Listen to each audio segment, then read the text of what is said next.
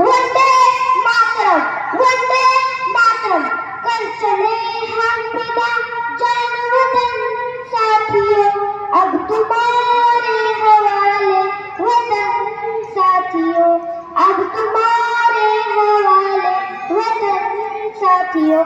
असा विश्वासाने म्हणत स्वातंत्र्यासाठी सर्व संपर्क केलेली पिढी स्वराज्य पटलावरून हस्तांतरित झाली आणि नव्या पिढीचा दरवाजा कसा असेल याकरिता स्वातंत्र्यानंतर 26 जानेवारी 1950 रोजी राज्यघटना अंमलात आली।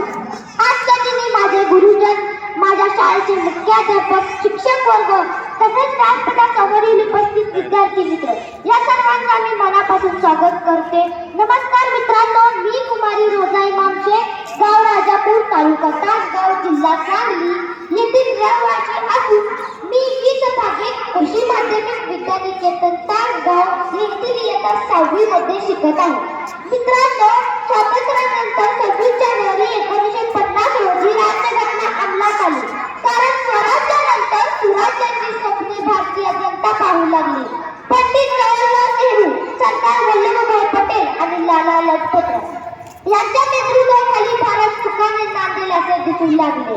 पण बरेच दिवस स्वातंत्र्यानंतर कर्तृत्वपूर्तीच्या समाजाला बरोबरच मनामनात स्वार्थ जागू लागला। सत्ता मिळवण्यासाठी पैशाचा स्वार्थ कडेला पोहोचला। प्रेटावरच्या टाळूवरचे लोधी खाण्यात लोकधन्य मानू लागले। गोरगरिबांना त्यांच्या देव केलेली नीट भाकरी त्यांच्यापर्यंत पोहोचेना आणि अशातच भ्रष्टाचार नावाचा एक नवीन शिष्टाचार देशात सर्व समज झाला आणि हा भ्रष्टाचार आपल्या बरोबर एक विषारी साप घेऊन आला आणि हिंदुस्थानाच्या स्वतंत्र हिंदुस्थानाच्या रळताला सुरुवात झाली। आणि मित्रांनो, कोणतीही आदर्श नसलेली जात नव्या पिढीच्या रूपाने जन्माला आली।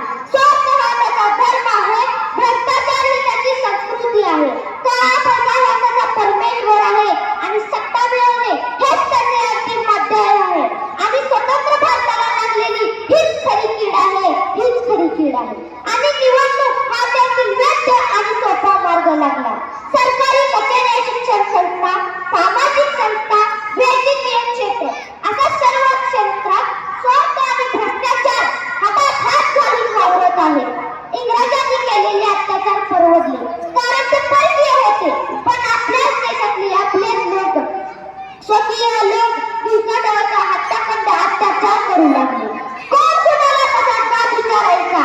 ज्या महापुरुषांनी स्वातंत्र्य मिळवून दिले, कित्येक महापुरुष फासावरती चढले आणि आपण त्यांची जयंती व पुण्यतिथी साजरे करतो। परंतु खरे तर लाज वाटली पाहिजे आम्हाला, पण ती लाज सुद्धा आम्ही कोण प्यायला हवं। आणि स्वतंत्र देशात जन्माला यायचं भाग्य जरी लाभले असते आम्हाला, तरी पण स्वतंत्र निष्कलंक ठरवण्याचा हक्क मात्र आम्हाला नाही। डॉक्टर बाबासाहेबांनी लिहिलेले राज्यघटनेची कोठेतरी पायमल्ली होत आहे। असं नाही का वाटत तुम्हाला? आजच्या या राज्यघटनेचं करायचं काय असा प्रश्न पडतो।